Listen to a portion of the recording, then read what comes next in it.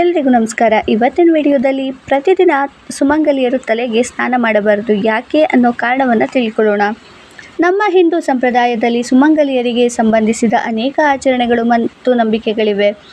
ಅವುಗಳಲ್ಲಿ ಒಂದು ಸುಮಂಗಲಿಯರು ಪ್ರತಿದಿನ ತಲೆಗೆ ಸ್ನಾನ ಮಾಡಬಾರದು ಎಂಬ ಮಾತು. ಆದರೆ ಇದರ ಹಿಂದಿನ ಕಾರಣವೇನು, ಬನ್ನಿ ತಿಳಿಯೋಣ. ಪುರಾತನ ಕಾಲದಲ್ಲಿ ಮಹಿಳೆಯರು ಉದ್ದವಾದ ಕೂದಲನ್ನು ಹೊಂದಿರ್ತಿದ್ರು. ಪ್ರತಿದಿನ ತಲೆ ಸ್ನಾನ ಮಾಡಿದರೆ ಕೂದಲು ಒಣಗಿಸಲು ಹೆಚ್ಚು ಸಮಯ ಬೇಕಾಗ್ತಿತ್ತು.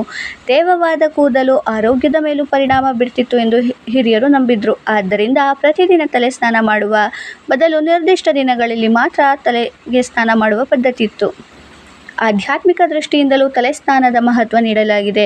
ಕೆಲವು ಸಂಪ್ರದಾಯಗಳ ಪ್ರಕಾರ ಶುಕ್ರವಾರ ಅಥವಾ ಮಂಗಳವಾರದಂತಹ ಶುಭ ದಿನಗಳಲ್ಲಿ ತಲೆ ಸ್ನಾನ ಮಾಡಿದರೆ, ದೇವರ ಪೂಜೆ ಮಾಡಿದರೆ ಶುಭ ಫಲ ದೊರೆಯುತ್ತಿತ್ತು ಎಂದು ಹೇಳಲಾಗುತ್ತೆ. ಆದರೆ ಪ್ರತಿದಿನ ತಲೆ ಸ್ನಾನ ಮಾಡುವುದು ಅಗತ್ಯವಿಲ್ಲ ಎಂದು ಹಿರಿಯರು ಕೂಡ ತಿಳಿಸ್ತಿದ್ರು. ಆರೋಗ್ಯದ ದೃಷ್ಟಿಯಿಂದ ನೋಡಿದರೆ ಅತಿಯಾಗಿ ತಲೆ ಸ್ನಾನ ಮಾಡೋದ್ರಿಂದ ಕೂದಲಿನ ನೈಸರ್ಗಿಕ ತೈಲ ಕಡಿಮೆಯಾಗಬಹುದು. ಇದರಿಂದ ಕೂದಲು ಒಣಗೋದು, ಉದುರೋದು ಮತ್ತು ತಲೆ ಚರ್ಮದ ಸಮಸ್ಯೆಗಳು ಕಾಣಿಸಿಕೊಳ್ಳುವ ಸಾಧ್ಯತೆ ಇದೆ. ಆದರೆ ಇಂದಿನ ಕಾಲದಲ್ಲಿ ಸ್ವಚ್ಛತೆ ಮತ್ತು ಆರೋಗ್ಯವೇ ಮುಖ್ಯ. ಪ್ರತಿದಿನ ತಲೆಗೆ ಸ್ನಾನ ಮಾಡಲೇಬಾರದು ಎಂಬುದು ಕಟ್ಟುನಿಟ್ಟಿನ ನಿಯಮವಲ್ಲ.